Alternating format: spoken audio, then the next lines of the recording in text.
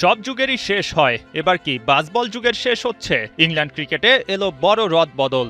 Ben স্টোকসের অবসরের পর Brendon ম্যাককালামকে সরিয়ে দেয়া হয় টেস্ট কোচিং থেকে। নতুন দায়িত্ব উঠবে কার হাতে, সেই জল্পনা কল্পনার অবসানটাও হয়ে গেল।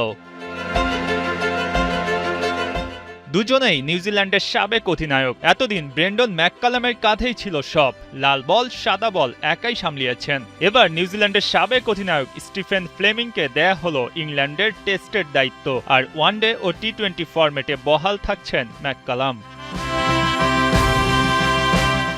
বাসবলের সূচনা ইংলিশদের টেস্ট ক্রিকেটে বড় পরিবর্তন। বেন স্টোকসের সাথে এমন অনেক কাণ্ড করেছেন ম্যাককালাম। 2022 সালের জুন মাসে দুজনকে ঘিরে ইংলিশদের টেস্ট পরিকল্পনা গড়ে ওঠে। নানা রকম আলোচনা সমালোচনা হলেও কখনো পরিকল্পনা থেকে সরে আসার কথা ভাবতেন না তারা। ইংলিশ ক্রিকেটারদের মুখে শোনা যেত তারা এন্টারটেইন করতে চান, তাতে কখনো ব্যাটিং কলাপস হবে, কখনো এই ব্যাটিংয়েই তৈরি হবে ইতিহাস। যেখানে ঝড়ো ক্রিকেট ছিল বাসবলের মূল মোটিভ, তবে কেন সেখান থেকে বের হয়ে আসা?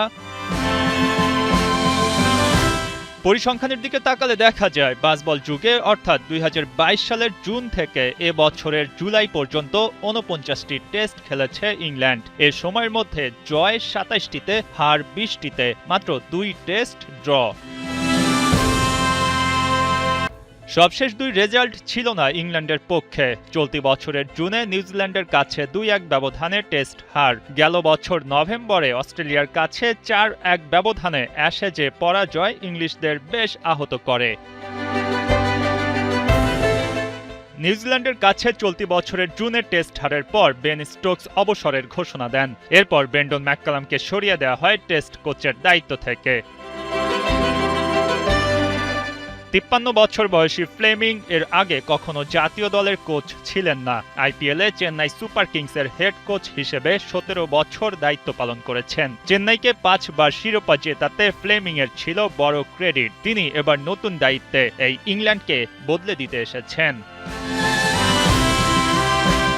ফ্লেমিং এর সাথে জো রুটের জুটি দেখার অপেক্ষায় ইংলিশ সমর্থকরা। এর আগে 2017 থেকে 2022 সাল পর্যন্ত টেস্ট ক্যাপ্টেন ছিলেন রুট। অভিজ্ঞ এই ক্রিকেটারকে আবারও পুরনো দায়িত্বে দেখতে চায় ইংলিশ ম্যানেজমেন্ট।